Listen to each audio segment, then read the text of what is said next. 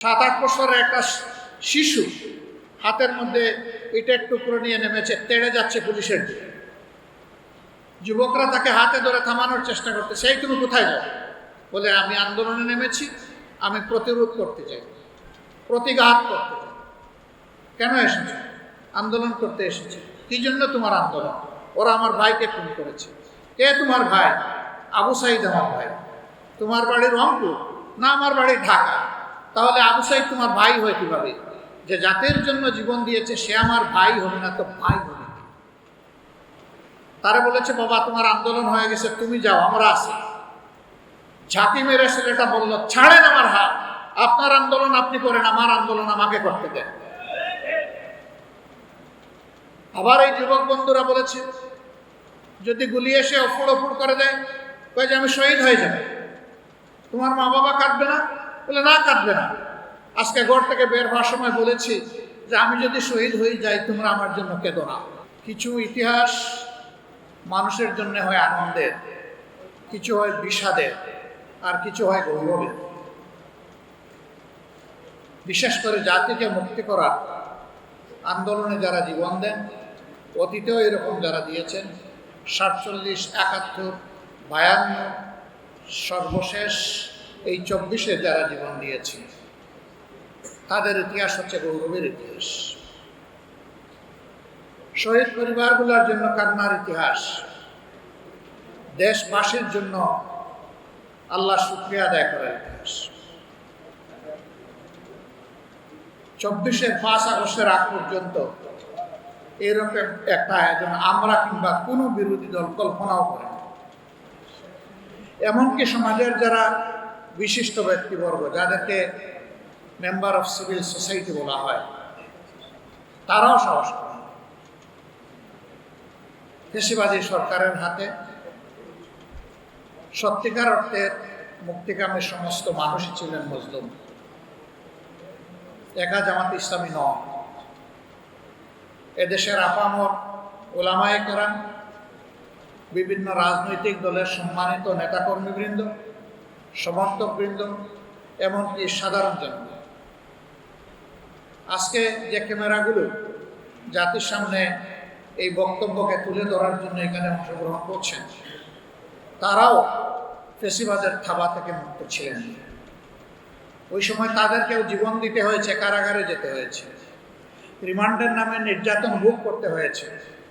বিদেশে বসে যারা বাক এবং কলম যুদ্ধ চালিয়েছিলেন দেশের বুকে, তাদের আপনজনকে হেনস্থা হতে হয়েছে, জেলে পুরা হয়েছে। এক্ষেত্রে নারীদেরকেও ক্ষমা করা হয়।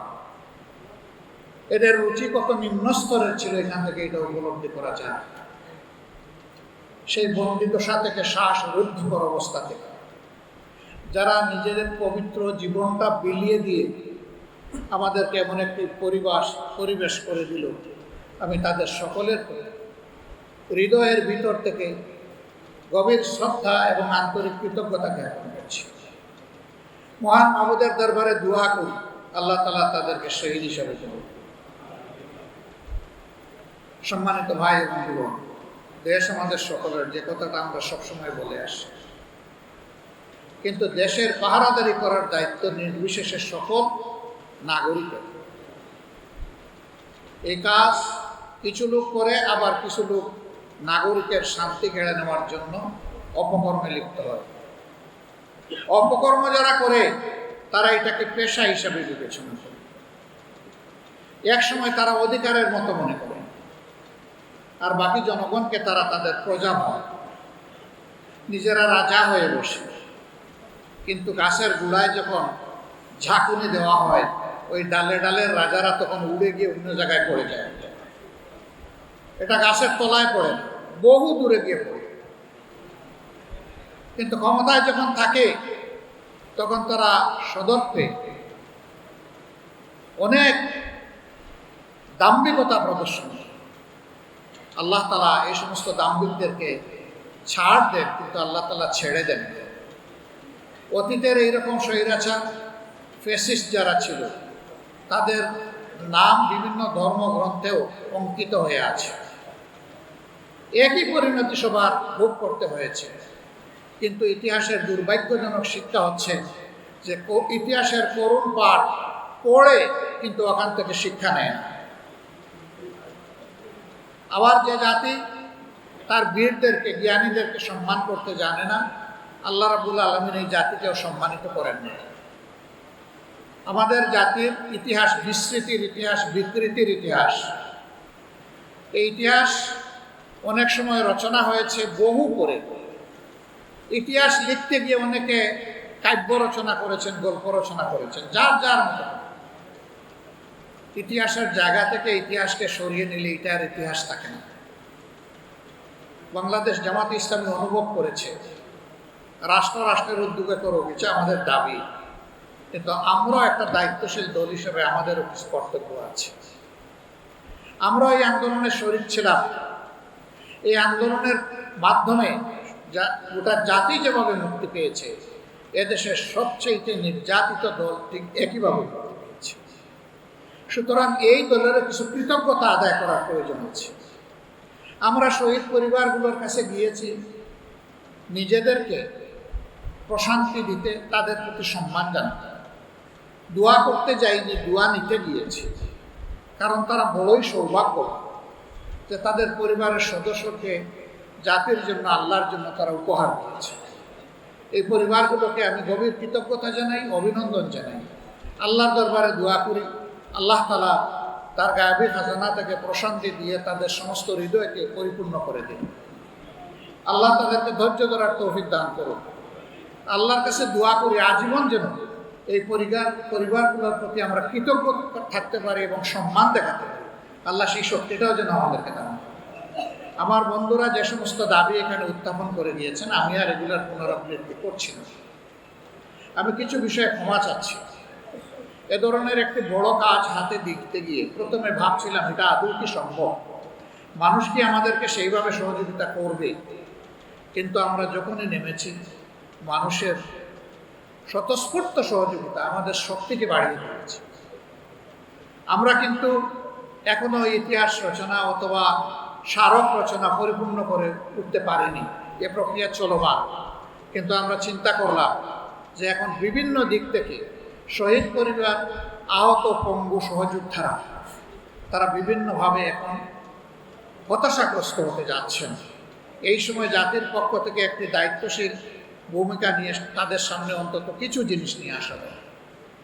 এই জন্য অসমাপ্ত রেখে আমরা প্রাথমিক পর্বটা আপনাদের সামনে নিয়ে আসার চেষ্টা করেছি। এই কাজে দিন রাত কেটেছেন আমার যে সমস্ত তরুণ বন্ধুরা, সংগঠন তাদের কাছে ঋণী, কৃতজ্ঞ। আমি আল্লাহর দরবারে দোয়া করি আল্লাহ যেন উত্তম প্রতিদান তাদেরকে দুনিয়া এবং আখিরাতে দান করেন, এবং জাতির জন্য এই ধরনের কল্যাণকর কাজে আল্লাহ যেন তাদেরকে আরো বেশি করে সামর্থ্য দান করেন। তাদের কাজ শেষ হয়নি, এটা একটা যুদ্ধ, তাদের এই যুদ্ধ অব্যাহত থাকবে, আমি আশা করবো ইনশাআল্লাহ। এই কাজ করতে গিয়ে মানুষকেও ভুলের ঊর্ধ্বে নয়। আমাদের কোনো ধরনের ডকুমেন্টেশন, তথ্য সংগ্রহে এবং এখানে লিপিবদ্ধ করতে গিয়ে কিছু ভুল ত্রুটি হবে, এইটাই স্বাভাবিক। দুটা নাম আমরা ভুল ক্রমে 2 বার চলে এসেছি। আমরা এই সবগুলোর জন্য ক্ষমা প্রার্থী। আমরা সচেতন পাঠক মহল এবং শহীদ পরিবারের সম্মানিত সদস্যবৃন্দের কাছে বিনয়ী অনুরোধ জানাবো, যাদের নামটা এখন পর্যন্ত আসেনি তারা আমাদেরকে তথ্য দিয়ে সহযোগিতা করবেন। যে তথ্যগুলো লিপিবদ্ধ হয়েছে এখানে নিশ্চয়ই ত্রুটি আছে, ত্রুটিগুলো আমাদেরকে আপন হাতে ধরিয়ে দেবেন। আমরা ইনশাআল্লাহ অনলাইনের মাধ্যমে এই ইতিহাসকে গোটা বিশ্ববাসীর কাছে পেশ করব এবং মেজর সবগুলা ল্যাঙ্গুয়েজেই পেশ করার চেষ্টা করব, শুধু বাংলা নয়, যাতে করে বিশ্ববাসী আমাদের বীরদেরকে জানতে পারে, বীরদের কৃতিত্ব এবং গৌরবগাথা তাদেরকেও যেন উৎসাহিত। আবু সাঈদের শাহাদত ছিল এই আন্দোলনের একটা বিশাল টার্নিং পয়েন্ট। একটা নিবৃত পল্লীর ছেলে, গরিব পরিবারের সন্তান, তার পরিবারে তার মতো শিক্ষিত আশেপাশে, এই তার শিক্ষার আশেপাশে আরেকজন সদস্য নেই। সেই ছেলেটাই দুনিয়ায় নতুন ইতিহাস রচনা করলো। খোলা বন্দুকের সামনে ডানা মেলে বুক চিতিয়ে বলেছিল, বুকের ভিতরে তুমুল ঝড়, বুক পেতেছি গুলি কর।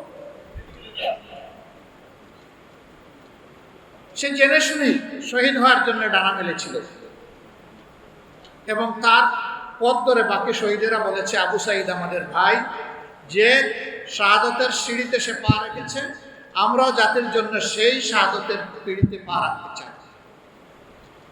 সেটাই হয়েছে। উত্তরার একটা ঘটনা আমি কোনোভাবে বলতে পারি না। 7-8 বছরের একটা শিশু হাতের মধ্যে ইটের টুকরো নিয়ে নেমেছে, তেড়ে যাচ্ছে পুলিশের দিকে। যুবকরা তাকে হাতে ধরে থামানোর চেষ্টা করতে, সেই তুমি কোথায় যাও?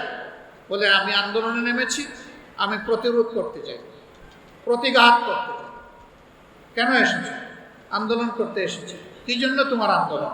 ওরা আমার ভাইকে খুন করেছে। কে তোমার ভাই? আবু সাঈদ আমার ভাই। তোমার বাড়ি রংপুর? না, আমার বাড়ি ঢাকা। তাহলে আবু সাঈদ তোমার ভাই হয় কিভাবে? যে জাতির জন্য জীবন দিয়েছে সে আমার ভাই হবে না তো ভাই হবে? তারা বলেছে, বাবা তোমার আন্দোলন হয়ে গেছে, তুমি যাও, আমরা আছি। ঝাঁকি মেরে ছেলেটা বলল, ছাড়েন আমার হাত, আপনার আন্দোলন আপনি করেন, আমার আন্দোলন আমাকে করতে দেন। আবার এই যুবক বন্ধুরা বলেছে, যদি গুলি এসে অফুড় করে দেয়, কয়ে যে আমি শহীদ হয়ে যাব, তোমার মা বাবা কাঁদবে না? বলে, না, কাঁদবে না। আজকে ঘর থেকে বের হওয়ার সময় বলেছি যে আমি যদি শহীদ হয়ে যাই, তোমরা আমার জন্য কেঁদো না। এই ছোট্ট শিশুর মনে এই কথাগুলো কে জাগায়? এটা তো শুধু আমি দেখিনি, কোটি কোটি মানুষ এটা দেখেছে। টেলিভিশনের পর্দায়, সামাজিক মিডিয়ায় এগুলো চলে এসেছে। সম্মানিত বন্ধুগণ, এটা প্রমাণ করে জাতি কতটা নির্যাতিত ছিল, মজলুম ছিল। সেই মজলুম জাতিকে যারা পথ দেখিয়ে গেল, তাদের প্রতি গভীর শ্রদ্ধা রেখে রাজনৈতিক দল এবং সকল অংশীজনের কাছে আমি কয়েকটা বিনীত অনুরোধ রাখতে চাই। তারা একটা বৈষম্যহীন বাংলাদেশ চেয়েছিল, একটা মানবিক সুন্দর বাংলাদেশ চেয়েছে, দুর্নীতি দুঃশাসন মুক্ত বাংলাদেশ চেয়েছে। তারা চলে গেছে, আমানত আমাদের ঘাড়ে। তাদের রক্তের দিকে একটু টাকা, তোর তাজা সেই শিশু কিশোর যুবক নারী পুরুষের দিকে তাকা, যারা জীবন দিয়েছে তাদের দিকে তাকাইয়া বিপ্লবের সাথে অসঙ্গতিপূর্ণ এমন কোনো উপকর্ম মেহেরবানি কেউ করবেন না। যদি করেন, শহীদদের আত্মা কষ্ট পাবে, তাদের রক্তের অপমান করা হবে। আর জীবিত শহীদ যারা পঙ্গু হয়ে আছে, তারা ভীষণ কষ্ট পাবে, তারা অভিশাপ, সারা মজলুম দেশবাসী অভিশাপ। সুতরাং সকল অংশীজনের কাছে আমি বিনীতভাবে অনুরোধ জানাবো, এমন কোনো কাজে আমরা জড়াবো না যে কাজ করলে সকলের অভিশাপ আমাদের উপরে পড়ে। আমার দ্বিতীয় অনুরোধ, যে কাজটা জামাতে ইসলামী হাত দিয়েছে, এটা জামাতে ইসলামের একার সম্পত্তি নয়, এটা জাতীয় সম্পত্তি। এটা একার দায়িত্ব নয়, সকলের দায়িত্ব, সরকারেরও দায়িত্ব, আরও যারা অংশীজন আছেন তাদেরও দায়িত্ব। আমরা এই কাজের কোনো ক্রেডিট আল্লাহর কসম নিতে চাই না। আমরা শুধু একটা নৈতিক দায়িত্ব পালনের চেষ্টা করেছি। আমাদের চাইতে আরও সুন্দর করে, আরও নিখুঁত করে এই কাজটি করার জন্য আরও সংস্থা, সংগঠন, অংশীজন এবং সরকার আগাইয়ে আসুক, তাদের কাছে আমাদের আবেদন। তাহলে আমাদের এই ভূমিকা নেওয়াটা সার্থক। এবং সেই ক্ষেত্রে আমরা কথা দিচ্ছি, আমাদের পক্ষ থেকে সর্বাত্মক সহযোগিতা আমরা তাদেরকে করি। আজকে যারা বিভিন্ন জায়গা থেকে আমাদের সাথে অংশগ্রহণ করেছেন, তাদের সকলের প্রতি আমি আবারও কৃতজ্ঞতা জানাচ্ছি। আসুন, আমাদের শহীদদের স্বপ্ন বাস্তবায়ন, একটি সৌম্য সৌন্দর্যের বাংলাদেশ, বৈষম্যহীন, দুর্নীতি দুঃশাসন মুক্ত বাংলাদেশ, সর্বোপরি বলবো একটি মানবিক বাংলাদেশ গড়ার জন্য আমরা এগিয়ে যাই। যারাই অংশগ্রহণ করেছেন, আমাদের দাওয়াতে এসেছেন, ঢাকা এবং ঢাকার বাইরে, সকলকে আবারও আমি আন্তরিক অভিনন্দন এবং ধন্যবাদ জানিয়ে আমরা এখন সেই স্মারকগ্রহণ কোর্টের ইনশাআল্লাহ মূলক উন্মোচন করব। আমরা সকলকে, সংশ্লিষ্ট সকলকে এখানে অংশগ্রহণ করার জন্য আন্তরিকভাবে আহ্বান জানাচ্ছি।